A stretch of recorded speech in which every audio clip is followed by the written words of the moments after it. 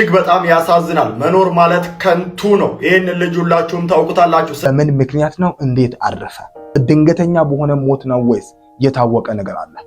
አሁን የምነግራችሁ በእርግጠኝነት ለማመን እንደምከብዳችሁ አውቃለሁ፣ ግን ይሄ እውነት ነው፣ ልዋጥ ይገባል። እጅግ በጣም አሳዛኝ የሆነ መረጃ ከወደ አርባ ምንጭ እየተሰማ አለ። እጅግ በጣም የምንወደው በቲክቶክ ወይም በሶሻል ሚዲያ ስሙ ስለ ፍቅር ከአቤኒ ጋር በመባል የሚታወቀው አቤኒ ወይም አቤሴሎም ማረፉ እየተዘገበ ይገኛል። ብዙ መረጃዎች ይህንን እያመለከቱ ነው። ለመሆኑ አቤኒ ማን ነው? ምን አይነት ስራዎችን ይሰራ ነበር? እሱን እንመለከታለን። ከዛ ደግሞ የሞቱ ምክንያት ምንድን ነው? የብዙዎቻችሁ ጥያቄ ነው።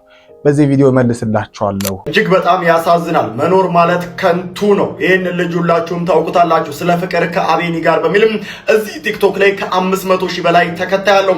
ታዲያ አሁን ላይ ህይወቱ እንዳለፈ መረጃዎች እየወጡ ይገኛሉ። ወንድማችን ታዲያ ስለ ፍቅር ብዙ ነገር ሰብኮናል፣ ብዙ አስተምሮናል፣ ብዙ ነገር ብሎናል። ነገር ግን በዚህ በወጣትነቱ በዚህ በልጅነቱ ህይወቱ ማለፉ እጅግ በጣም የሚያሳዝን ነው። መኖርም ከንቱ እንደሆነ አንድ ማሳያ ነው። ወንድሜ ነፍስ ባጸደ ገነት ትረፍ። እንደዚሁም ደግሞ ለቤተሰቦቹ ለወዳጆቹ እዚህ ሶሻል ሚዲያ ላይ ለምታደንቁት ለምታከብሩት በሙሉ መጽናናትን እመኛለሁ። ነፍስ ይማር። እውነት መሆኑን የእውነት ማመን አልከበዳችሁም ወይ? አንዳንዶቻችሁ በሶሻል ሚዲያ ተመልክታችኋል፣ ሌሎቻችሁ ደግሞ እጅግ በጣም ጥያቄ ሆኖባችሁ ወደዚህ የመጣችሁም አላችሁ። እዚህ ጋም እኔ ጋም እያያችሁ ያላችሁት በዚህ ምክንያት ነው። እውነት ነው ወይ የሚል ጥያቄ ተነስቶባችሁ ግን በጣም እውነት መሆኑን እንኳን ለማመን ከተለያዩ ሚዲያዎች ወደ ተለያዩ ሚዲያዎች ከፌስቡክ እስከ ቲክቶክ ከቲክቶክ እስከ ቴሌግራም የተለያዩ ሶሻል ሚዲያ አማራጮችን ማየት ግድ ሆኖብኝ ነበር። አቤኒ ሞቷል፣ አቤኒ አርፏል ብሎ መናገር ጋይዝ በጣም ቀላል አልነበረም።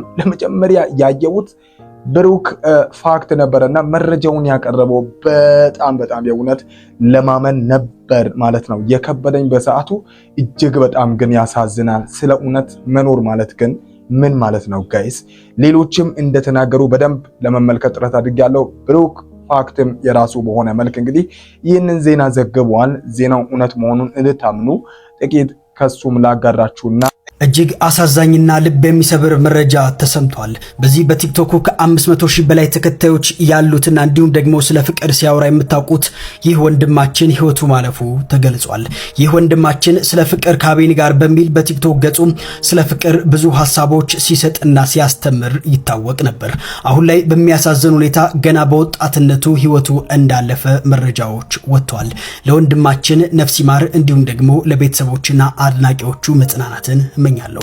አንዳንድ ጊዜ ፍጹም ያልጠበቃችሁት ነገር ገጥሟችሁ አያውቅም ወይም ሰምታችሁ ታውቃላችሁ አይደል? ይሄ ለኔ ፍጹም ያልጠበቅኩት። እስኪ አስባችሁ ታውቃላችሁ?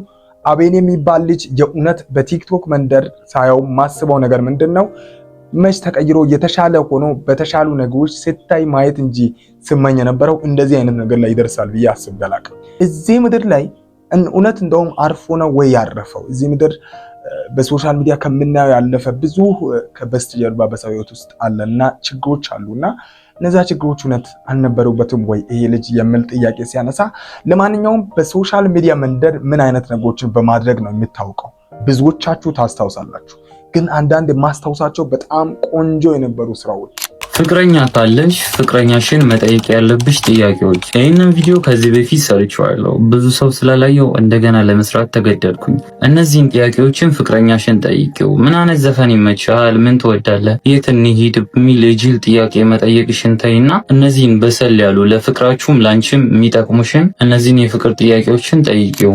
እነዚህን የመሳሰሉትን ከፍቅር ጋር ተያይዘው በጣም ወጣትን ሊያስተምር ወጣት አቅጣጫ ሊያይ በሚችልባቸው ነገሮች ላይ ትኩረት አድርጎ እያጠና የእውነት እስከገርመኝ ድረስ ማለት ነው ገና የ2 ዓመት ወጣት ሆኖ እነዚህን ነገሮችን እንዴት መናገር ይችላል እስክል ድረስ አንዳንድ ጊዜ እኔ እስከገረም ድረስ በጣም ከሚመቹኝ ጥሩ አድርጌ ከሚከታተላቸው ሰዎች መሃል ነውና እስከገረም ድረስ ጥሩ ነገሮችን የሚያቀርብ ጥሩ የኢትዮጵያ የሶሻል ሚዲያ ሰው ነበር። እንግዲህ ነበር ያለን መነጋገር ወለድ ጀምረናል።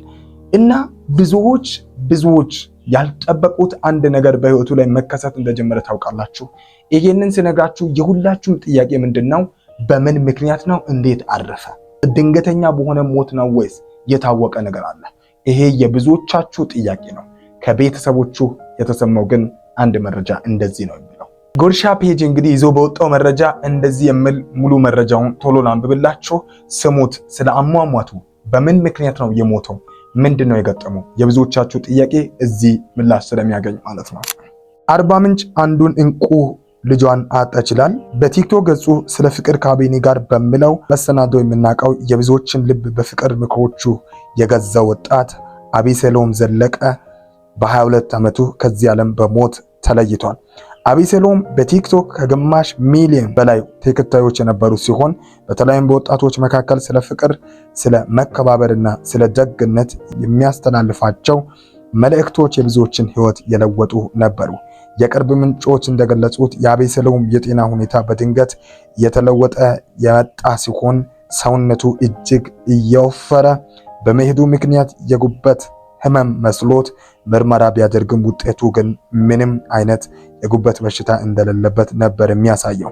ይሁን እንጂ ህመሙ እየጸናበት ሄዶ ገና በለጋ እድሜው ይችን ዓለም ተሰናብቷል። ይሄ እንደሚያሳየን የጉበት ህመም እንዳለበት በማመን እንግዲህ ከጊዜ ወደ ጊዜ እንደውም ቪዲዮችን ሄዳችሁ ብትመለከቱ ከቅርብ ጊዜ ወዲህ የሰራቸው ቪዲዮዎች በጣም ሰውነቱ ጨምሮ ነበር። ይሄ ምቾት ይመስለን ነበር።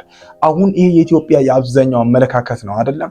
ምቾት ሲመቸን ነው የምንወፍረው የሚመስላቸው እና ስንቀጭስ ደግሞ ወይም ስጋችን ልክ አነስ ያለ ስታይ ደግሞ ሰው በቃ አቶ ተቸግሮ አይነት ነገር ይላል። በጣም ምቾት ይመስላል። አቤኒን ሰው ስለነበረው ተመችቶት ነው እንዲወፍረው ይላልና ነገር ግን ለካ ከብዶት በሕክምና ሲከታተል ወደ ሕክምና ቦታ ሄዶ እንግዲህ የጉበት ህመም ይሆናል በሚል እንግዲህ ሰውነቱ እያበጠ እየወፈረ ስለመጣ ክትትል እንዳደረገና እንዲሁ ደግሞ ምንም አይነት እስካሁን ባለው ሁኔታ የመሞቱ ምክንያት ምን እንደሆነ አልተረጋገጠም። የጉበት ህመም ይሆናል በሚል ኦልሬዲ ሲከታተል ነበር። ነገር ግን ህመሙ እሱ አልነበረም። ኦልሬዲ ሕክምና ጋር ሄዶ ምርመራ ሲያደርግ የተገኘ ምንም አይነት በሽታ እንደሌለ ነው።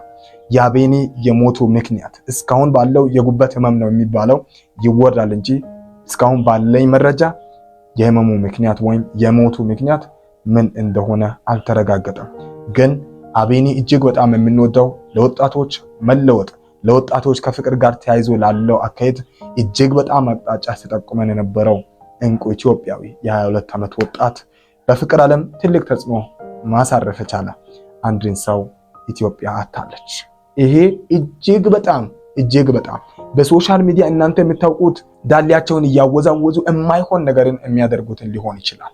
ይህ ልጅ ግን ለኢትዮጵያ ወጣቶችም ትልቅ አሻራ ማሳረፍ የቻለ አቤኒ ባልታወቀ ህመም ምክንያት ከዚህ ዓለም በሞት መለየቱ እጅግ በጣም ያሳዝናል። ለቤተሰቦቹ፣ ለአርባ ምንጭ፣ ለከተማው እንዲሁ ደግሞ ለወጣቱም ለወዳጅ ዘመዶቹም ሁሉ መጽናናትን እንመኛለን። አዲስ መረጃ ካለህ ደግሞ ወደ እናንተ አደርሳለሁ። እጅግ በጣም አሳዛኝ መረጃ ነው። ይሄንን ሁላችሁም ለወዳጅ ዘመዶቻችሁ እንዲሁ ደግሞ በሶሻል ሚዲያ ለሚንቀሳቀስ ሁሉ ሼር በማድረግ ኃላፊነታችሁን እንድትወጡ ጠይቃችኋለሁ። ሁላችሁም እያላችሁበት ሰላም ሁኑ። መልካም ቆይታ